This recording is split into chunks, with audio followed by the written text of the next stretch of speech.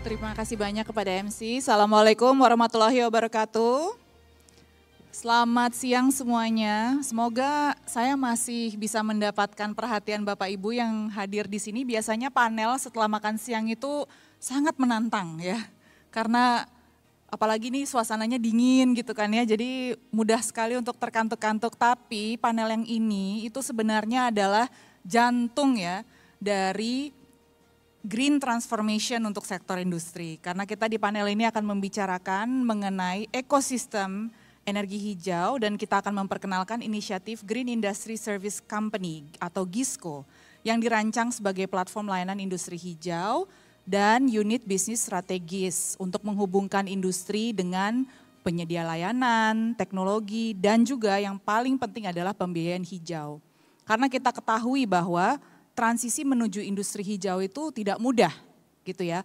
Bukan hanya industri itu membutuhkan teknologi rendah karbon, tapi kan untuk mendapatkan teknologi itu dan mengimplementasikan itu membutuhkan pembiayaan gitu ya. Nah inilah yang kita akan diskusikan di panel kita pagi hari ini dan untuk itu saya Adityani Putri, merupakan suatu kehormatan bagi saya untuk bisa memandu panel ini. Saya akan langsung mengundang para pakar yang akan memberikan insight gitu ya, terutama yang yang memandu sebenarnya, yang leading gitu pekerjaan ini untuk setup ekosistem yang sangat penting ini. Langsung saja saya ingin langsung mengundang untuk bergabung dengan saya di atas panggung. Pertama-tama adalah Bapak Apit Priyanugraha selaku Kepala Pusat Industri Hijau Kementerian Perindustrian. Bapak silakan bergabung dengan saya di atas panggung.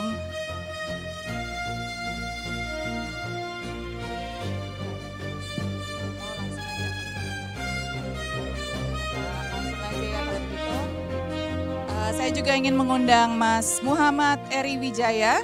Nah ini nih yang tadi laporan yang diserahkan. Nah, ini hasil kerja kerasnya ya. Selaku tenaga ahli EU ICF untuk proyek GISCO. Selamat bergabung Pak Eri.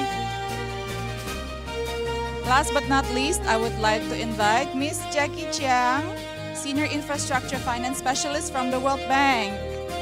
Tepuk tangan untuk Miss Jackie Chiang. Welcome to the panel. Terima kasih sudah bergabung.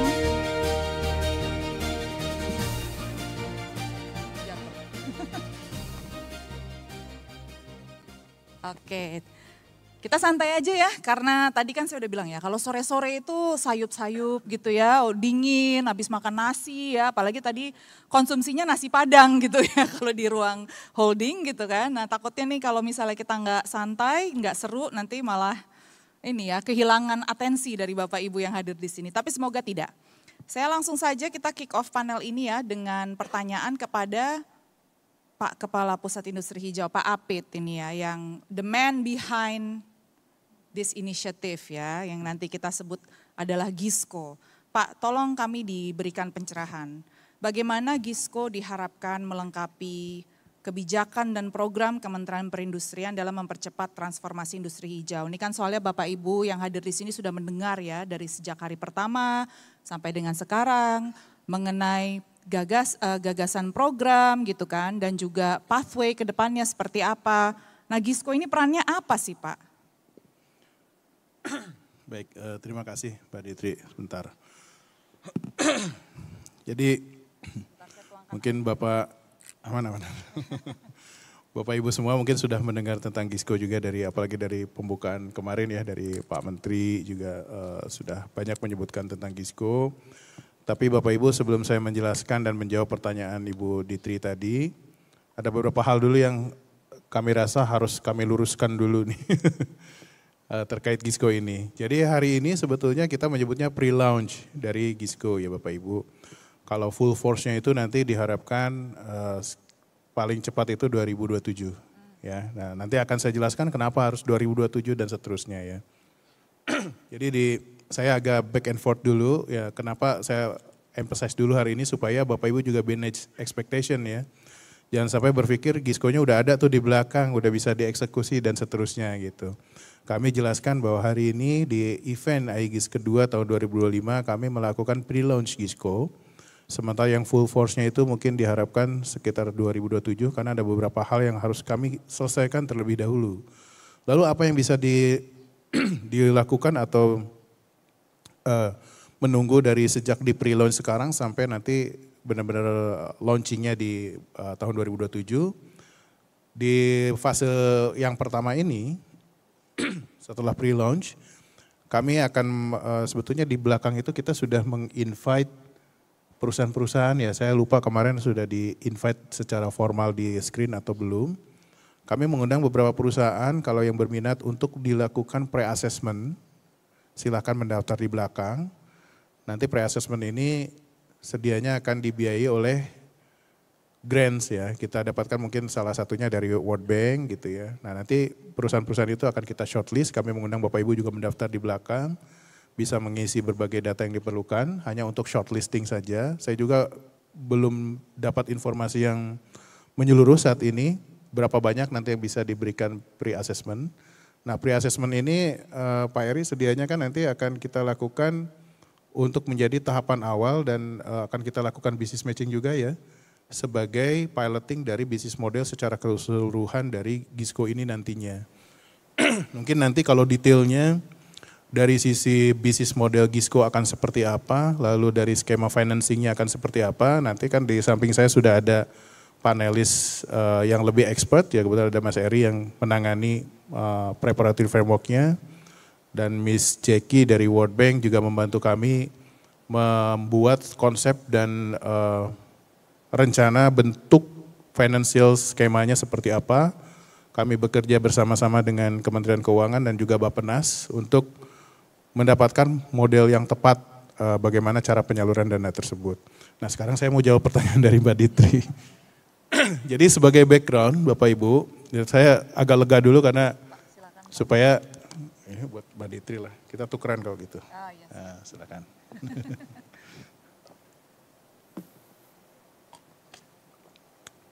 Jadi sebagai background ya, kenapa tadi saya dahulukan itu, saya supaya tenang dulu, supaya Bapak Ibu tidak berpikir bahwa oh Gisco-nya udah ada sekarang. Jadi gitu. ini apa, managing expectations ya Pak. Yang kita dengarkan hari ini adalah kisi-kisi dari platform yang bernama Gisco ini. Oke. Jadi mungkin sedikit background terkait Gisco ya, tadi juga sudah disampaikan oleh Miss Olois ya di speech-nya, bahwa Gisco itu secara esensinya adalah extended version dari ESCO ya, Energy Service Company. Lalu sebenarnya kenapa sih kami harus menginisiasi Gisco ini gitu Bapak Ibu. Pertama, ini ada kaitannya dengan beberapa target pengurangan emisi yang dibebankan kepada sektor industri Bapak Ibu. Yang pertama, di sektor industri ini kita harus berkontribusi menurunkan emisi untuk pencapaian target NDC, National Determined Contribution. Jadi dari level global ke nasional, lalu ada sektor industrinya itu juga ada target juga kita gitu ya. Kalau sering Bapak Ibu melihat di media mungkin 34%. Tapi kalau saya nyebutnya antara 30 sampai 40% itu kontribusi dari sektor industri. Lalu yang kedua, kita juga punya target net zero emission 2050. Nah mungkin Bapak Ibu juga sering dengar NDC lah, net zero emission lah. Sebenarnya ini dua target yang berbeda Bapak Ibu. Kalau NDC kan untuk pemenuhan komitmen global, kalau net zero emission itu adalah komitmen nasional. Kita mau mencapai net zero emission kalau nasional di 2060, kalau sektor industri di 2020. Nah itu saja sudah dua target yang harus kita capai, yang harus dikontribusi oleh sektor industri. Lalu sebetulnya kedepannya tentunya kita harus membuat regulasi ya, karena industri nggak banyak yang otomatis mau menurunkan emisinya. Ya kalau nggak dipaksa sama investornya, sama off-takernya, atau sama financial, kalau dia butuh modal, mereka nggak mau nurunin emisi. Karena buat apa? Karena nurunin emisi itu harus implementasi teknologi rendah karbon gitu ya. Nanti harus bayar verifikasi emisi, itu semuanya cost Bapak Ibu. Sekarang Bapak Ibu kalau nggak ada demand-nya, ngapain repot-repot keluar uang untuk nurunin emisi, kan kesannya seperti itu. Sementara target-target tadi itu ya baik itu NDC maupun net zero emission itu mau nggak mau harus dicapai dan harus dipenuhi sebagai bentuk komitmen global maupun nasional. Nah dikarenakan ada kebijakan tersebut yang sifatnya nanti akan memaksa, jadi kami akan mengeluarkan kebijakan yang berbarengan juga di 2027 nanti, yaitu kami akan mulai menerapkan pembatasan emisi Bapak Ibu. Di 2007 kita akan mulai dengan 4 subsektor industri ya, yaitu semen, pulp, kertas, logam, dan pupuk. Nah, perusahaan industri yang nanti sudah kita wajibkan ada pembatasan emisi, yang nantinya juga akan berlanjut kepada ETS ya, Emission Trading System atau perdagangan emisi.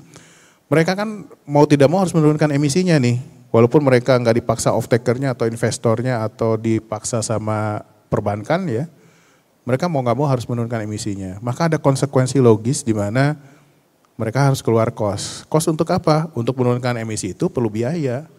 Untuk mendekarbonisasi itu perlu biaya, yaitu paling tidak mengimplementasikan atau melakukan aksi mitigasi dalam bentuk implementasi teknologi rendah karbon. Beberapa jenis teknologi rendah karbon ada di booth kita ya, tapi itu kan semuanya nggak gratis Bapak Ibu. Semakin tinggi skala industrinya, semakin besar emisinya, kos yang dikeluarkan semakin besar. Untuk memverifikasi emisi saja itu rata-rata bisa 100 juta setahun untuk membayar LVV itu untuk verifikasi. Bapak Ibu mau keluar uang. Karena kalau kita tidak bantu Bapak Ibu nanti dari secara pembiayaan, maka beban pembiayaan itu akan ditanggung oleh konsumer, oleh off-taker Bapak Ibu. Dan akan menaikkan harga, ujung-ujungnya menurunkan daya saing. Itu yang kita tidak mau gitu ya. Nah dikarenakan ada hal-hal tersebut yang akan memaksa industri menurunkan emisi, maka kami berpikir keras. Bagaimana kami bisa mengeluarkan kebijakan untuk memaksa industri menurunkan emisi, tapi industrinya tidak terbebani oleh cost tadi. Nah di sisi lain, kami diskusi juga dengan berbagai stakeholder pembiayaan Bapak Ibu. Kami mulai dengan diskusi yang di nasional dulu, ada BPDLH, ada PT SMI misalnya yang besar ya.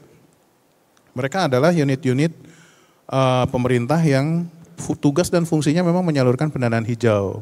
Nah, ternyata tidak semudah itu untuk membiayai dekarbonisasi industri menggunakan institusi tersebut ya. Mungkin kalau teman-teman di BPDH kemudian tadi Pak Joko just call me.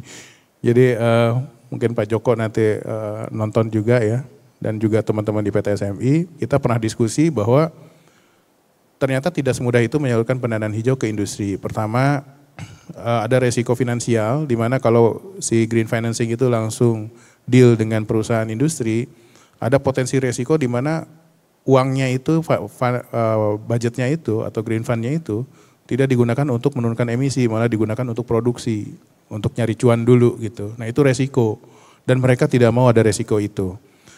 Faktor yang kedua, challenge yang kedua adalah dalam hal cost of fund ya. Jadi si green financing provider ini yang besar-besar seperti World Bank gitu ya, dari beberapa MDBs, mereka punya best practice menyalurkan pendanaan itu minimal 50 juta dolar baru diturunin tuh uangnya. Kalau nyalurin yang kecil-kecil, mereka bengkak biaya pembiayaan untuk pinjamannya. Jadi, nah sementara industri butuhnya kecil-kecil Bapak Ibu. Industri yang butuh pendanaan yang lebih dari 50 juta dolar, mereka bahkan nggak perlu GISCO. Seperti GRP kemarin langsung dengan AFC gitu, mereka ngambil 60 juta dolar, they don't need GISCO gitu, buat apa pakai GISCO. Nah GISCO itu untuk mensolusikan, menjembatani antara green financing provider yang maunya ngeluarin uang gede-gede, sementara kebutuhan industri kecil-kecil.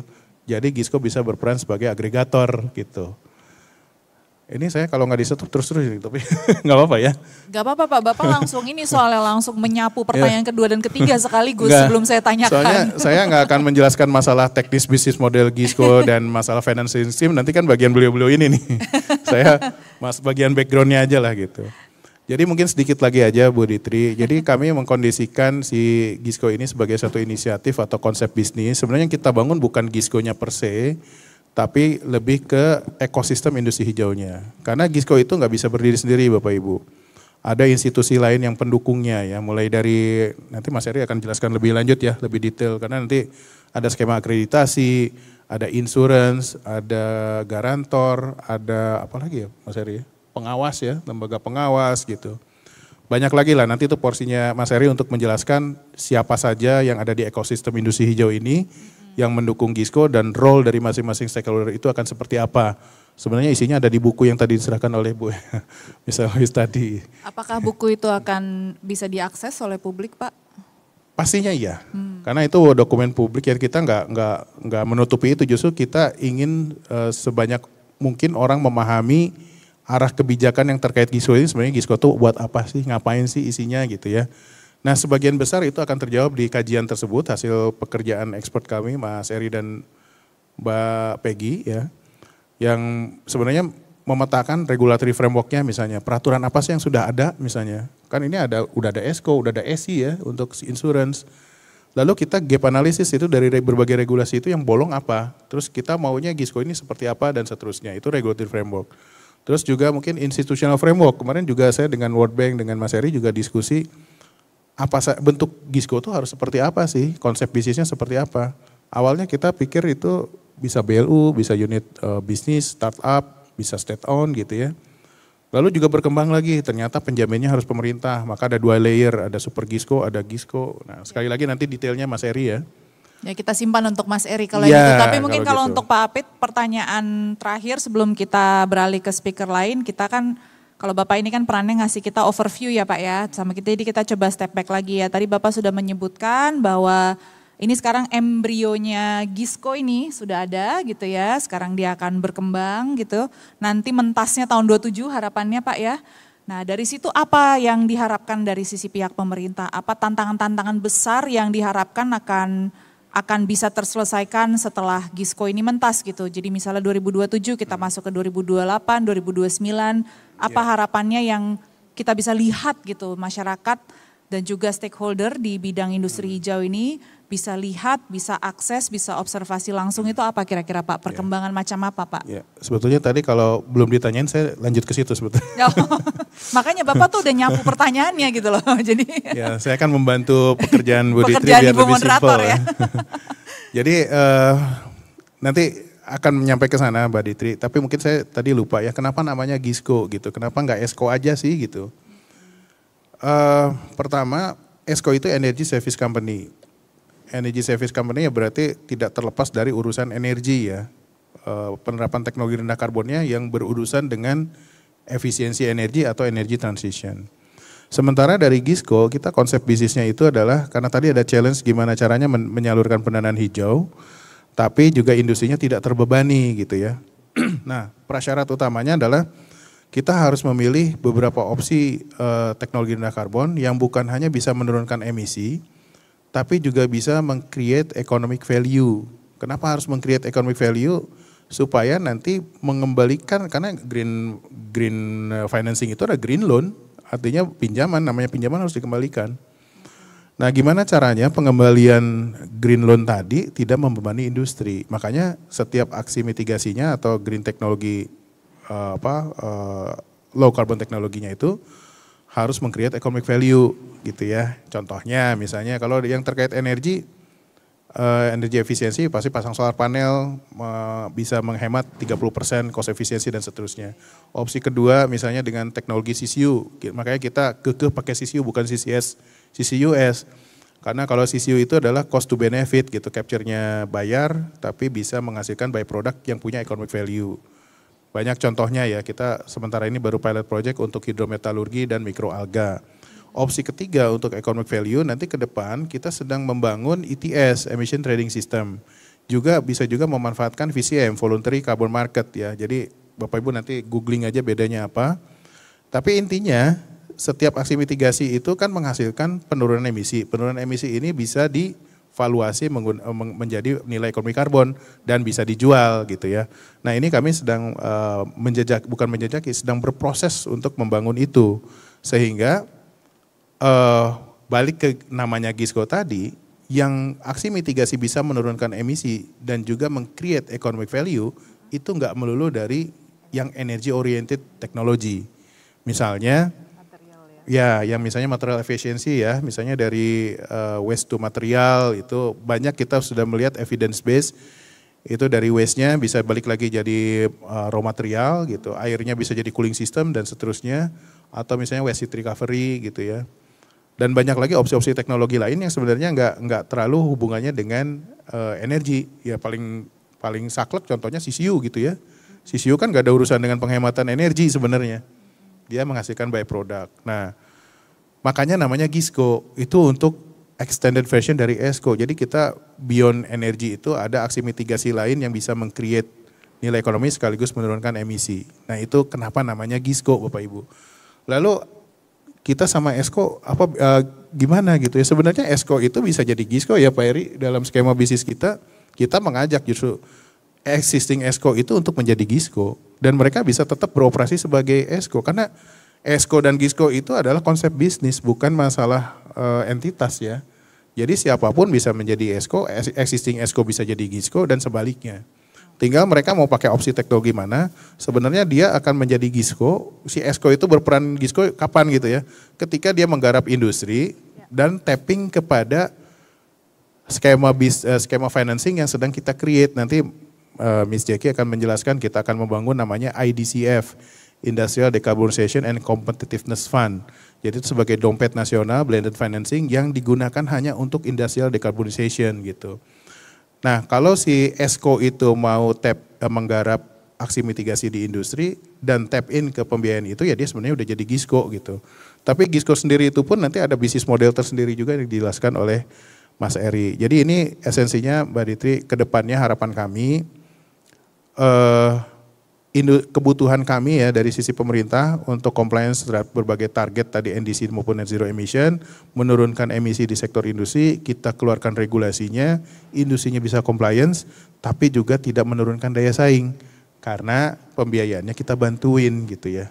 Nah, itu penutupnya mungkin, terima kasih. Terima kasih Pak Apit atas penjelasannya yang sangat komprehensif. Saya mau minta Bapak Ibu untuk kasih tepuk tangan yang meriah untuk Bapak Apit Priyanugraha karena benar-benar ini merupakan konsep yang hulu hilir ya, A to Z dipikirkan ya. Jadi bukan hanya pemerintah akan mengeluarkan regulasi ya untuk mendorong gitu ya transformasi industri hijau, tetapi juga ada ekosistemnya yang memang menyediakan bantuan-bantuan tersebut, jalur-jalur tersebut, channel-channel gitu yang bisa di tap in supaya semua hal itu bisa tercapai gitu ya, akses ke teknologi, akses ke keahlian, akses ke pembiayaan gitu ya. Nah karena namanya Pak Eri ini disebut ada kali 100 kali sama Pak Apit gitu ya.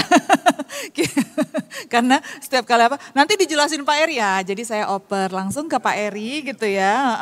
Kayaknya nggak perlu ditanyakan pertanyaan pemantiknya ya Pak ya. Karena dari tadi udah tahu tugasnya. Sebenarnya sudah lebih dari 50% itu sudah dijawab Pak Apit tadi ya. Mungkin gini Pak Eri, supaya sedikit memandu ya, ini kan tadi kan Pak Apit sudah kasih banyak sekali nih kisi-kisinya. Pasti yang kita hal praktis yang ingin kita ketahui ini makhluk apa sih gitu ya, ini jerapah gitu kan, atau gajah. Nah, letaknya di mana, bentuknya seperti apa, terus dari kami ngaksesnya gimana, flow-nya apa, gitu kali ya Pak ya. Mungkin itu sebagai guiding aja Pak, silahkan. Ya terima kasih banyak Mbak Ditri, Bapak Ibu sekalian yang hadir dalam kesempatan siang hari ini. Tadi Pak Apit sudah menjelaskan panjang lebar terkait dengan apa itu GISCO gitu ya, apa perbedaan GISCO dengan ESCO.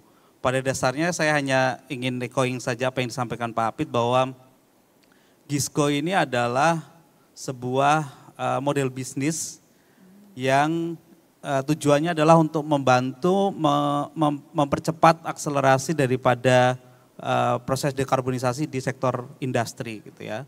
Kalau tadi skopnya perbedaan dengan ESCO adalah ESCO lebih banyak di sektor energi, GISCO beyond daripada energi ya. Jadi nanti GISCO role-nya akan membantu Bapak Ibu di sektor industri, baik itu terkait dengan waste management, kemudian terkait dengan water saving, material efisiensi, dan sebagainya gitu ya. Seluruhan aspek yang terkait dengan upaya dekarbonisasi itu yang kemudian harapannya jadi role daripada teman-teman GISCO. Nah, kenapa kemudian GISCO ini diinisiasi? Saya rasa kita mencoba menjawab beberapa tantangan dekarbonisasi sektor industri ya. Salah satu yang paling krusial adalah yang kita catat setidaknya yang pertama adalah awareness dari teman-teman industri ini yang belum begitu catch up dengan perkembangan dekarbonisasi secara umum gitu ya. Kita tahu bahwa sekarang upaya dekarbonisasi menjadi salah satu pendorong competitiveness daripada industri gitu ya. Semakin kita mendorong upaya dekarbonisasi, maka produk-produk yang kita hasilkan semakin kompetitif ke pasar gitu ya. Kemudian yang kedua, salah satu kendala dalam dekarbonisasi di sektor industri adalah aspek pembiayaan gitu ya. Tadi Pak Apit menyampaikan bahwa ada kebijakan pemerintah untuk mendorong industri melakukan dekarbonisasi, tapi pertanyaannya duitnya dari mana gitu. Nah, diharapkan Gisco ini akan menjadi jembatan, kalau kemarin Pak Menteri sampaikan di sesi hari pertama, jembatan supaya upaya dekarbonisasi ini tidak menjadi halangan gitu ya, terutama terkait aspek pembiayaan. Jadi kalau boleh saya singkat, Gisco ini adalah sebuah model bisnis yang mencoba membantu upaya Bapak Ibu di sektor industri melakukan dekarbonisasi, baik di sektor energi dan beyond dari energi seperti material resource, efisiensi, kemudian water efisiensi, waste management dan sebagainya gitu ya. Yang mana juga menawarkan aspek pembiayaan di dalamnya gitu. Nah, tentu Gisco ini bukan single player, artinya ketika kita bicara bagaimana Gisco ini nanti akan berkembang, tadi entitasnya Gisco adalah hanya sebuah entitas perusahaan yang interest untuk membantu dekarbonisasi dan mencoba menawarkan beberapa layanan gitu ya. Layanan yang dalam konsep ini kita ajukan adalah Gisco itu bisa membantu Bapak Ibu terkait pertama melakukan audit dan diagnostik daripada konsumsi resource yang ada di tempat Bapak Ibu sekalian. Mana yang kemudian bisa diefisienkan, baik itu material, baik itu air dan sebagainya. Kemudian dari situ bisa mendorong dan membantu Bapak Ibu untuk memetakan atau menyusun semacam peta jalan gitu ya. Bagaimana upaya dekarbonisasi itu kan diprioritaskan. Dan itu layanan pertama yang diharapkan ada dalam Gisco. Kemudian layanan kedua yang bisa diharapkan ada di Gisco itu adalah membantu industri dalam merancang dan mengimplementasikan proyek-proyek dekarbonisasi. Jadi mereka bisa membantu Bapak Ibu meningkatkan awareness terhadap teknologi apa yang sedang trending, yang sedang berkembang gitu ya. Kemudian teknologi apa yang fit untuk digunakan Bapak Ibu dalam mendorong upaya dekarbonisasi.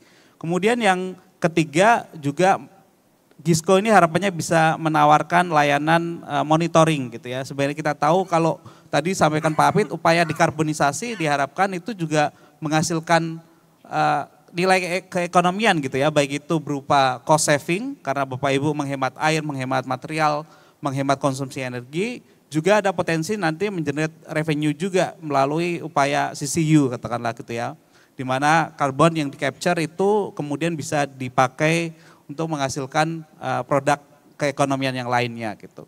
Nah yang terakhir dan ini tidak kalah pentingnya adalah Gisco itu bisa menawarkan pembiayaan. Di mana ketika ada case industri ini mengalami tantangan terhadap pembiayaan supaya liabilitas tidak di industri ketika melakukan dekarbonisasi, tadi cost saving tadi itu bisa dimanfaatkan oleh Gisco untuk membantu merecover investment yang mereka keluarkan. Jadi industri tidak perlu lagi mengeluarkan investasinya sendiri. Nah tentu ini yang coba kita tawarkan Mbak Ditri dari konsep Gisco ini, artinya kita mencoba mengadres tantangan-tantangan dekarbonisasi di Indonesia, terutama yang dihadapi oleh rekan-rekan industri, supaya kebijakan pemerintah itu align gitu ya dengan upaya yang bisa dilakukan teman-teman industri tanpa membebani teman-teman industri sendiri. Barangkali gitu. Terima kasih Pak Eri, itu sudah sangat menyederhanakan gitu ya.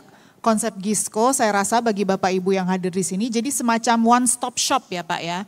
Bagi pihak pelaku industri gitu ya yang ingin memulai perjalanannya gitu ya untuk melakukan transformasi hijau, diharapkan dengan ada unit-unit usaha karena kan kita berharap ada plural gitu ya Pak ya, kira-kira ya ada jamak gitu, ada banyak gitu dan ada pilihan gitu bagi Bapak Ibu untuk mengakses unit usaha yang bernama Gisco ini atau berlaku sebagai Gisco, di mana nanti bisa mendapatkan berbagai macam jasa dan juga pembiayaan harapannya ya. Tadi disebutkan ada assessment, ada kurasi teknologi, juga bahkan memberikan akses ke teknologi, bahkan mungkin dia juga yang menjadi penyedia teknologinya gitu ya. Serta juga monitoring gitu, memastikan bahwa pelaku industri dapat mengetahui persis gitu ya apa saving dan monetisasi dari saving tersebut yang bisa diakses. Dan yang paling penting adalah pembiayaan. Jadi supaya tadi disebut oleh Pak Apit, ini bukan dari kantongnya gitu ya, tidak menjadi beban gitu, mungkin itu ya lebih tepatnya ya, pembahasan yang lebih tepat tidak menjadi beban gitu ya. Nah pertanyaannya kan tadi Pak Apit sudah menyebutkan ya Pak Eri ya, bahwa Gisco ini hidup dalam ekosistem gitu ya Pak ya. Pak Eri bisa jelaskan sedikit nggak ekosistem yang dimaksud itu seperti apa? Tadi kayaknya banyak guritanya gitu ya, bukan guritanya apa ya, banyak link-linknya ke entitas-entitas lain yang akan berperan juga gitu ya di kegiatan ini. Gimana Pak? Ya, makasih Mbak Ditri. Jadi kajian yang sudah kita lakukan ini sebuah groundwork gitu ya, sebuah pekerjaan awal, pondasi awal kita mendesain sebuah ekosistem Gisco gitu ya. Bagaimana Gisco itu bisa berkelanjutan, Gisco itu bisa menjadi sebuah entitas bisnis yang kredibel ke depannya, kemudian juga trusted. Karena tadi yang kami coba jelaskan, Gisco ini adalah sebenarnya sebuah perusahaan jasa intinya ya. Menyediakan jasa kepada Bapak Ibu semua yang ada di industri. Dan untuk mendeliver jasa tentu Bapak Ibu akan melihat Gisco mana yang kredibel dan mana yang trusted gitu ya. Oleh karena itu kita mencoba mendesain sebuah ekosistem Gisco di mana Gisco tidak berdiri sendirian, di mana Gisco tidak hanya sekedar Gisco-nya tanpa aturan permainan gitu ya dan sebagainya, sehingga bisa menciptakan Gisco yang kredibel tadi. Yang pertama yang coba kita create nanti ke depannya pertama adalah membentuk sebuah lembaga akreditasi dan pemeringkatan. Jadi kita belajar dari pengalaman ESCO di mana ESCO sekarang berkembang tanpa kemudian ada ketentuan secara akreditasi maupun pemeringkatan yang jelas sehingga menciptakan uncertainty trust di pasar gitu ya. Dan ini yang coba kita garap gitu, di mana pertama yang harus kita dirikan pertama lembaga akreditasi dan pemeringkatan. Di mana lembaga akreditasi ini nanti rekan-rekan dari ESCO yang terkait atau perusahaan manapun yang terkait untuk menjadi Gisco gitu ya, berkembang menjadi Gisco bisa mengikuti beberapa ketentuan yang ada dalam lembaga akreditasi. Baik itu mungkin nanti terdaftar, accredited dan sebagainya, termasuk juga nanti skema pemeringkatan sehingga fungsi daripada lembaga akreditasi dan pemeringkatan itu yang pertama mengakui bisnisnya ada, kemudian bisnisnya trusted gitu ya karena ada ketentuan legal, ketentuan finansial, kapasitas tenaga ahli dan sebagainya yang harus kita lihat.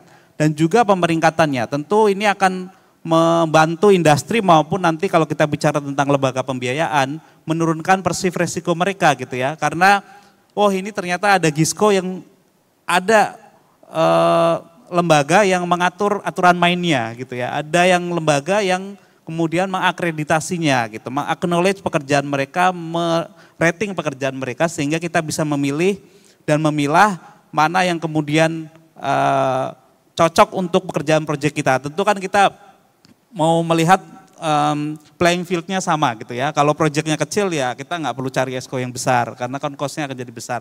Proyek besar juga nggak mungkin cari Gisco yang kecil dan sebagainya. Nah ini yang kemudian menjadi salah satu kriteria utama dari ekosistem Gisco. Kemudian yang kedua tentu Pak Apit tadi sampaikan sudah berbicara dengan beberapa potential lender gitu ya.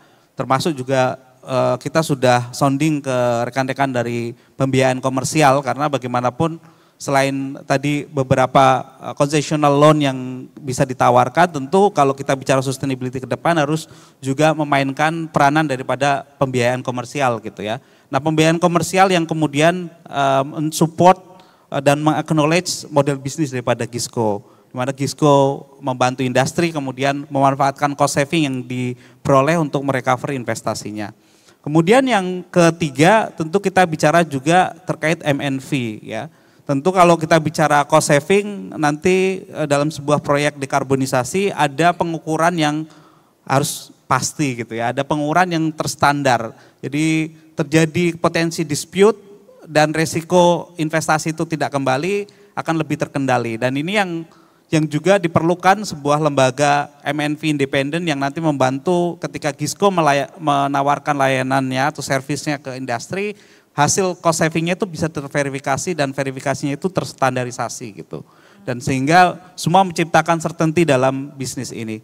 Kemudian yang tidak kalah pentingnya adalah teknologi provider juga ya. Artinya kita tahu selama ini banyak vendor teknologi yang datang dan pergi gitu ya dengan berbagai opsi teknologi yang mereka tawarkan dan kita juga harus melihat dorongan dari dan dukungan dari teman penyedia teknologi untuk menyediakan teknologi yang benar-benar proven, bukan sekedar teknologi yang tested gitu ya, tapi juga proven pencapaian savingnya gitu.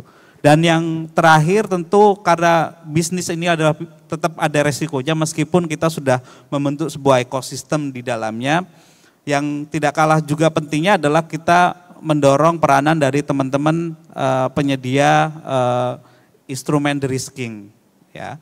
Jadi baik itu asuransi, baik itu penjaminan gitu ya. Ini juga kita sudah melakukan sounding, market sounding beberapa waktu lalu, mengundang kehadiran mereka, menyampaikan bahwa kita mengenalkan bisnis Gisco ini, kita menciptakan beberapa ekosistem yang saling mendukung satu sama lain sehingga kemudian harapan kita menciptakan Gisco yang trusted, credible, dan mampu mengadres beberapa tantangan proyek-proyek dekarbonisasi yang ditawarkan oleh rekan-rekan industri. Kira-kira gitu Mbak Ditri. Luar biasa, terima kasih banyak Pak Eri sudah menjelaskan seluk-beluk ekosistem yang melingkupi Gisco ini ya. Tadi sangat-sangat jelas gitu ya bahwa lembaga akreditasi inilah ya yang akan menjadi panduan gitu ya bagi pelaku usaha, bagi pelaku industri gitu ya ketika mereka mulai mencari Gisco yang tepat gitu ya bagi mereka gitu ya, dan juga sangat jelas gitu ya bahwa lembaga pembiayaan gitu ya dan juga lembaga pihak-pihak yang melakukan de-risking ya menjadi bagian gitu ya dari keseluruhan ekosistem ini gitu. Ini konsep yang sangat-sangat lengkap gitu ya, kita berharap ini akan bisa berkembang dengan pesat dan ditunjang oleh tatanan regulasi gitu ya Pak Apit ya dan juga gebrakan-gebrakan institusional yang benar-benar bisa mewujudkan ini di tahun 2027. Tepuk tangan dulu Bapak Ibu untuk Pak Eri atas penjelasannya dan juga terima kasih Pak Eri atas kerja kerasnya dan tim ya karena sudah menghasilkan pemikiran-pemikiran awal yang tadi sudah terjawantahkan di dalam laporan yang sudah diserahkan oleh Ibu Eloise kepada Pak Apit. Nah sekarang last but not least, I would like to go to Jackie. I'm asked to ask the questions in English, so if it's not too much of a bother. Yes, so now we're on to the subject of financing. So financing has always been, the prickly subject in any industrial transition discussion, energy transition discussion. We would love to hear the World Bank's perspective on financing in the context of green industrial transition in various countries. What has been your experience?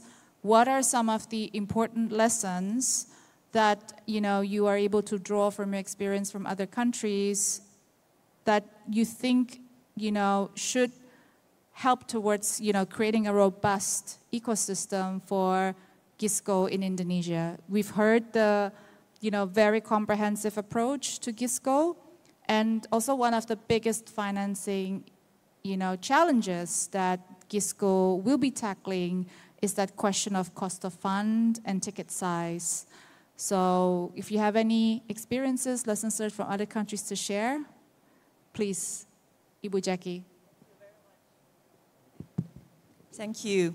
I think I have the easiest job here, right? Because the Pak Apit and Pak Eri are building a whole ecosystem, and I just need to take care of the money.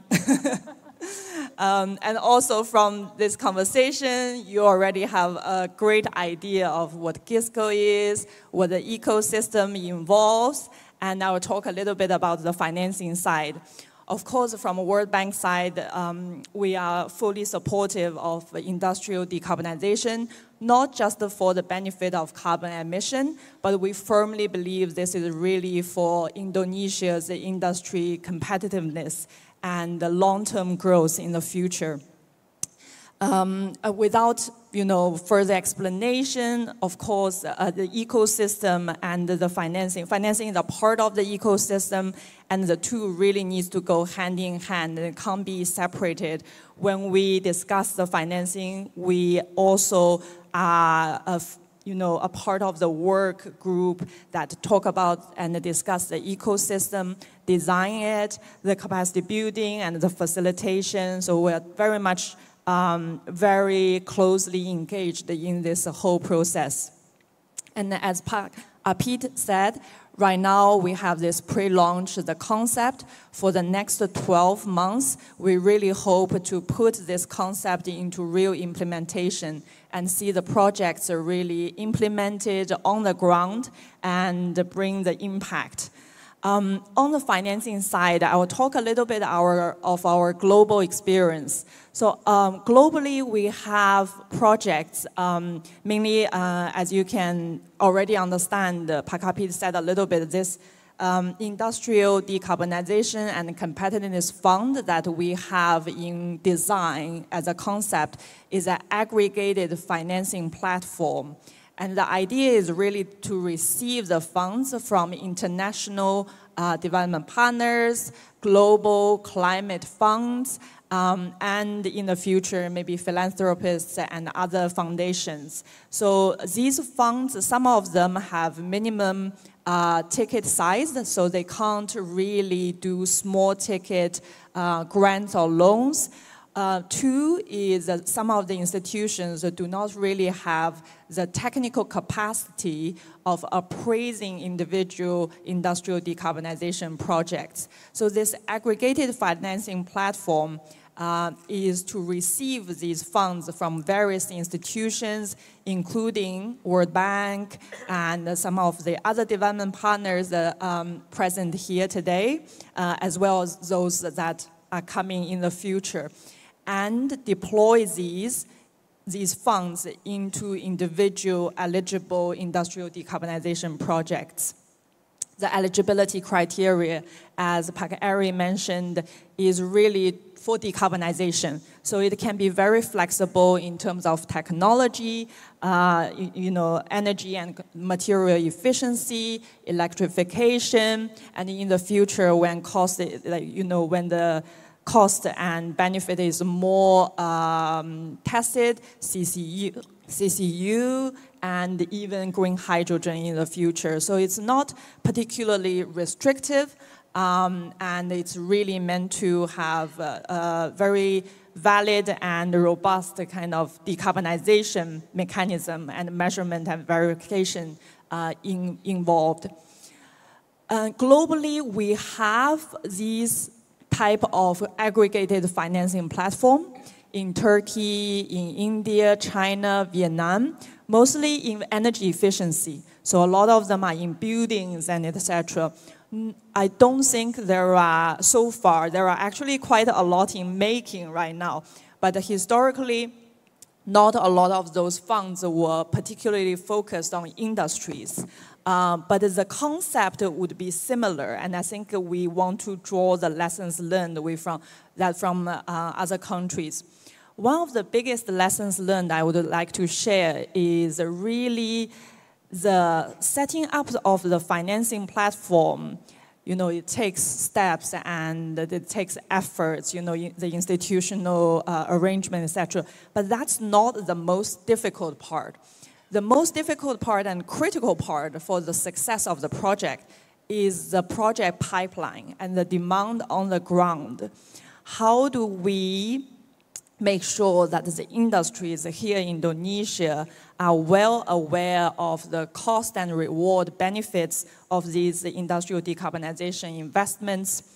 Can we help them to have the information needed, the facilitation needed to access technology providers, GISCO service providers, measurement? If they need to do an energy audit, where do they go? Are these audits reliable and recognized by financial institutions? So together with Ministry of Industry and the development partners, we want to focus a lot on this upfront building of the project pipeline, the project demand, and also market awareness. Raising awareness and capacity building is very, very important in this whole work. The second thing I want to highlight, in addition to what's already mentioned previously, is the capacity of the domestic financial institution. So a lot has been talked about, and it's one of the favorite topics when we talk about financing is concessional versus commercial. a lot of people do believe, concessional is needed, cost of funds is important, which I agree, especially at the starting point of a market and the takeoff of a program and a market and project in the initial, let's say, 2 to 3 years, right, to really prove of this concept.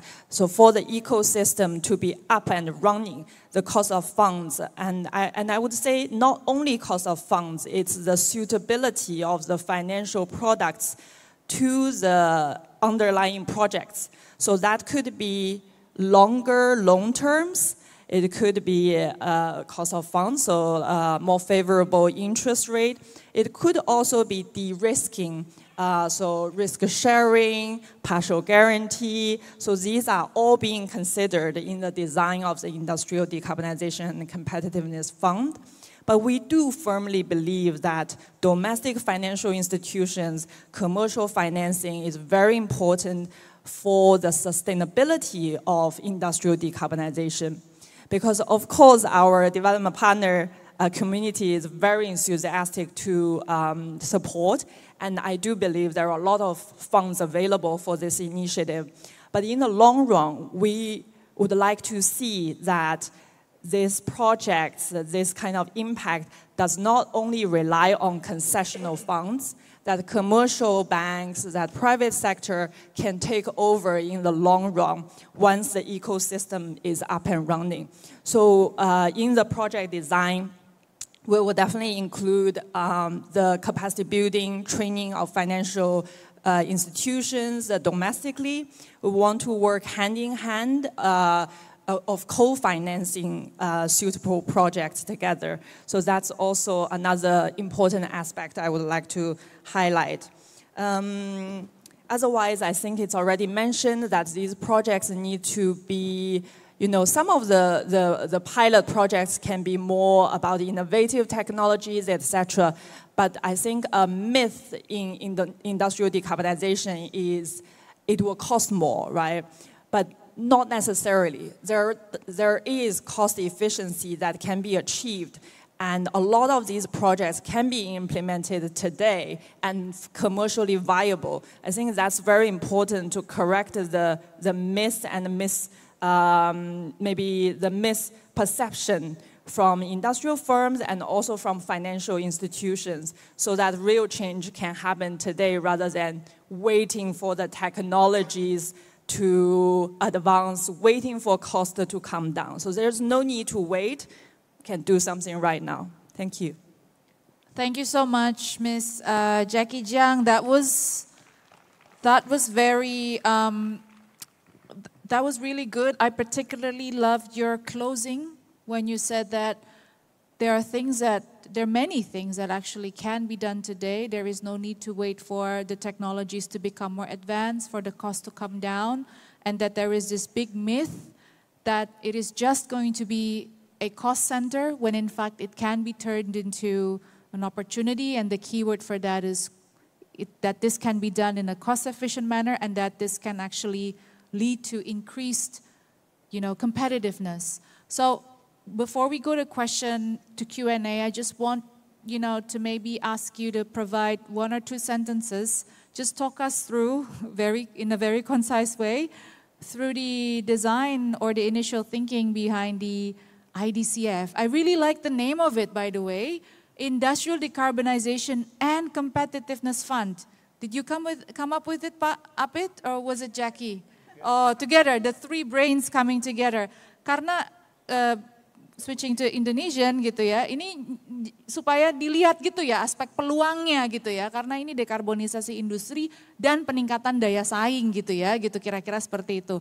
So can you tell us a little bit, give us a more spill the tea on on the IDCF a little bit?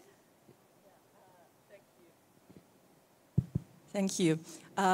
Very concisely for a very complicated, no, very, very simply put. As I said, it's an aggregated financing platform owned by Indonesia, receiving funds from international fund sources. So that's not discriminatory to any of the fund sources. Initially, we would expect more concessional in nature. In the future, it can be expanded to commercial, private. There's no restriction. And we want a competent and experienced fund manager that is skilled and experienced and trained properly to deploy these funds for eligible industrial decarbonization projects. I think that's You've done really well. Thank you so much, Miss Jackie. I think Pak Apit, you would like to add, Just mau add menambahkan, something Pak. from Miss Jackie. Actually, the concessional loan is like a third wheel, right? Eventually, we will take off the third wheel. Oh, third wheel in Indonesian context, right? Not in the English sense ya. Kalau Belajar sepeda kan pakai belajar roda tiga. sepeda pakai roda tiga. Bantuan dulu, nah ini concessional loan. Iya, Pak, kalau third wheel bahasa Inggris itu artinya obat nyamuk, Pak, yang ngikutin salah orang. ya? Jadi kayak roda ketiga, roda apa sih namanya, bantuan ya buat Obat belajar. nyamuk 3 roda. 3 roda. Nah, jadi nyebut merek Betul. saya. Jadi, oke baik, kita langsung terima kasih banyak, tepuk tangan dulu untuk para panelis kita. Sekarang kita memasuki sesi Q&A. Ini Mbak Ditri, kalau boleh sedikit saya menambahkan dari Boleh. sisi financing. Boleh dong. Jadi Bapak bosnya. selain kita sedang menyusun IDCF tadi sebagai platform pembiayaan yang sifatnya memang loan ya, walaupun itu aggregated loan, concessional loan dan commercial loan gitu ya. Tapi kita juga nanti akan membuat satu satu lagi untuk mengagregasi grants. Jadi satu dompet sifatnya loan, satu dompet sifatnya grants gitu ya. Nah grants ini bisa kita koleksi juga dari berbagai institusi. Lalu juga nanti kan ada kebijakan pengurangan emisi yang ujung-ujungnya ada compliance system ya, ada pembatasan emisi, ada ETS. Salah satu bentuk sanksi atau misalnya sebentuk compliance-nya kalau udah dikasih batasan emisi ternyata dia melebihi, itu kan kelebihan ya, defisit. Itu kan harus bayar levy, harus bayar pungutan. Nah, pungutan itu akan ditampung di dompet yang grants ini juga. Lalu pemanfaatannya akan digunakan untuk membiayai membiayai aspek misalnya yang tidak ditanggung oleh loan tadi, misalnya untuk melakukan assessment. Assessment, ya. Terus membayari, kemarin tuh kita ini ya, misalnya premi insurance misalnya. Premi insurance juga bisa dibiayai dari situ. Ada beberapa aspek yang sebenarnya tidak masuk ke skema pembiayaan yang loan, itu kita pakai yang skema grants. Dan ini sifatnya nanti revolving fund. Jadi ketika kita lakukan pre-assessment, dan terus proyeknya bisa dibiayai oleh IDCF, nanti dari IDCF itu juga akan merecover dana yang digunakan untuk assessment tadi balik lagi ke dompet yang grantsnya gitu. Ada Jadi skema revolving cost fund. recovery dari Ya. pendanaan tersebut. Ya. Baik, terima kasih banyak Pak. Dan juga jangan lupa bahwa pembiayaan itu kan akan ibaratnya ya melalui GISCO akan terbayarkan melalui savings yang tercipta ya. Apakah itu material savings gitu ya, apakah itu dari energy efficiency gitu ya yang tercipta atau dari carbon credit. Jadi ada skema-skemanya itu memang akan ada tercakup gitu ya dalam pendekatan GISCO ini. Sekali lagi didesain untuk benar-benar mengurangi beban ke pelaku industri dan memastikan ini bukan menjadi beban tapi lebih menjadi peluang ya untuk meningkatkan daya saing. Nah ini terkait dengan langsung ke pertanyaan ya yang kita sudah lihat di layar ini. Pertanyaannya panjang sekali tapi kita langsung menembak ke jantung dari pertanyaan ini. Bagaimana GISCO akan memastikan adanya komitmen nyata dan akuntabilitas dari industri gitu. Gimana Pak? Ini untuk Pak Apit, di atas sudah ada tulisannya tuh Pak Apit. Nah gitu. Jadi dari pihak industrinya ini komitmen nyata dan akuntabilitas itu gimana Pak? Jadi yang pertama, tadi saya di awal sudah menyampaikan bahwa kita akan membuat satu compliance system. Industri akan dibatasi emisinya, itu compliance system. Kalau nggak compliance, nanti kena sanksi bayar pungutan atau kena sanksi emisi. Jadi mungkin sedikit juga perlu kami sampaikan di skema pengurangan emisi itu ketika kita menetapkan PTBAE gitu ya. Emission allowance itu adalah batasan emisi yang kalau kemarin itu saya diskusi dengan siapa ya panel di sini juga. Pada dasarnya emisi yang dikeluarkan oleh industri itu adalah beban gitu ya. Artinya yang mengeluarkan emisi yang harus menanggung recovery dari emisi, dampak dari emisi tersebut. Jadi pada dasarnya emission allowance itu harusnya berbayar. Jadi kedepannya itu emission allowance yang kita tetapkan itu Bapak Ibu pelaku industri itu harus membayar di depan. Karena kenapa harus membayar di depan? Karena itu yang digunakan untuk merecover emisi yang dikeluarkan oleh perusahaan Bapak Ibu. Yang berdosa harus bayar dosanya gitu. Tapi pada prakteknya kami juga melihat best practice dari UITS misalnya. Pada saat initial condition menetapkan emission allowance, kita selalu melakukannya dalam skema free allowance. Jadi udah deh ini jatah Anda mengeluarkan emisi selama 1 tahun ke depan. Tapi secara bertahap nanti akan berubah tuh mekanismenya. Tidak lagi free allowance, mungkin dengan metode auction, sebagian di auction, terus discount gitu ya. Terus mungkin ujung-ujungnya adalah tidak free allowance gitu. Nah, jadi kalau menjawab pertanyaan tadi, bagaimana supaya mereka nggak merasa, sini sebenarnya tidak jadi voluntary nantinya. Justru ini mandatory Bapak Ibu. Ketika skema compliance ini sudah keluar, ya Bapak Ibu kan wajib menurunkan emisi gitu, tidak lagi voluntary. Nah ketika kami mewajibkan itu, maka kami juga harus menciptakan solusinya supaya Bapak Ibu bisa comply gitu ya. Tadi yang kita bicarakan di sini kan Gisco itu tadi akses ke teknologi, akses ke pembiayaan, melakukan tadi untuk akuntabilitas dan segala macam. Sebenarnya Pak Eri tadi sudah jelaskan metodologi cara mengaksesnya, lalu gimana supaya international stakeholders itu juga percaya gitu bahwa ini beneran udah diturunin emisinya, bagaimana mekanisme verifikasinya dan seterusnya. Jadi itu sebenarnya jawaban dari pertanyaan itu yang kita bahas hari ini sebetulnya. Iya. Betul Pak, terima kasih banyak. Jadi tadi sudah sangat jelas bahwa yang akan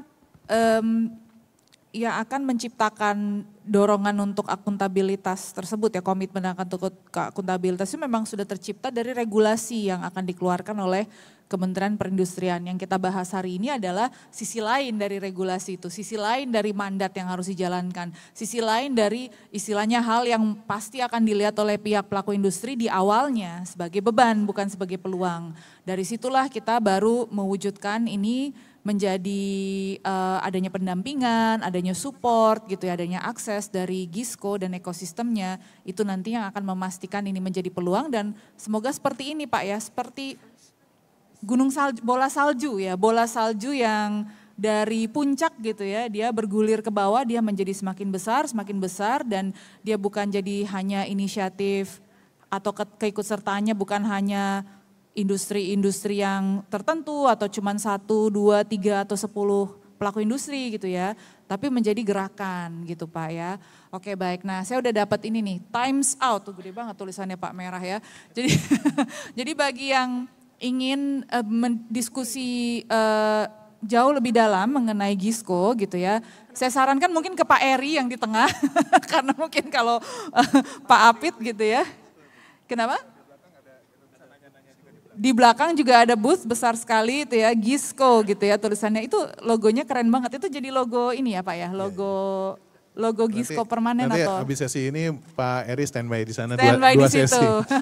Boleh untuk menjawab berbagai pertanyaan, khususnya pertanyaan praktikal gitu ya, mengenai flow gitu ya, dan bagaimana, apa gitu kan, kapan, nah itu bisa ke Pak Eri gitu kan. Dan juga kalau misalnya ada ingin belajar lebih banyak dari pengalamannya World Bank di berbagai negara lain gitu ya, bisa ke Ibu Jackie yang mungkin masih ada di sini ya nanti ya. Oke baik, terima kasih kepada para panelis, Pak Apit, Pak Eri, Bu Jackie, dan tepuk tangan Bapak Ibu. Terima kasih untuk kehadiran dan atensi Bapak Ibu ya di siang hari ini. Dengan ini kita tutup sesi 4, Green Talks 4 ini gitu ya, dan saya kembalikan kepada Ibu MC. Terima kasih sudah memoderatori sesi pada hari ini. Mohon perkenan Bapak dan Ibu untuk tetap berada di tempat. Boleh berikan tepuk tangan Bapak dan Ibu sekali lagi.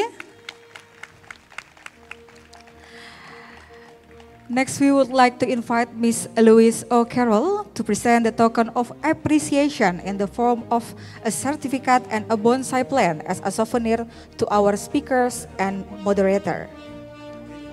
Mohon perkenan Bapak dan Ibu untuk berdiri. The first recipient is Ibu Jackie Chiang, selaku Senior Public Private Partnership Specialist. Boleh berikan tepuk tangan Bapak dan Ibu.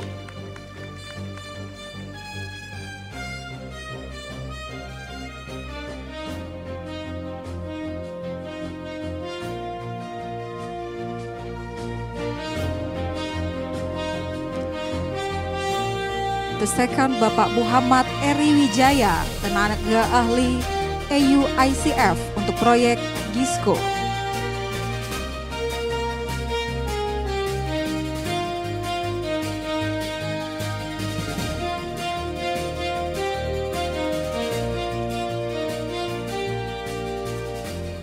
Selanjutnya Bapak Apit Priyanugraha, Kepala Pusat Industri Hijau Kementerian Perindustrian.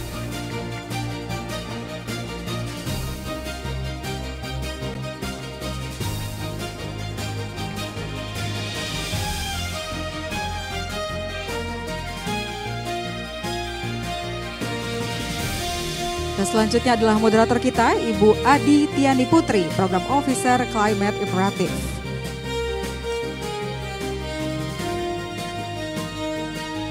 Before leaving the stage, let us take a photo together first. Okay, I will count down. 3, 2, 1.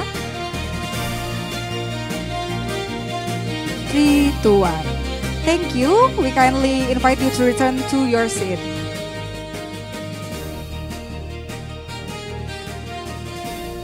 Terima kasih kepada moderator dan para narasumber. Satunya kami silahkan untuk dapat kembali ke tempat.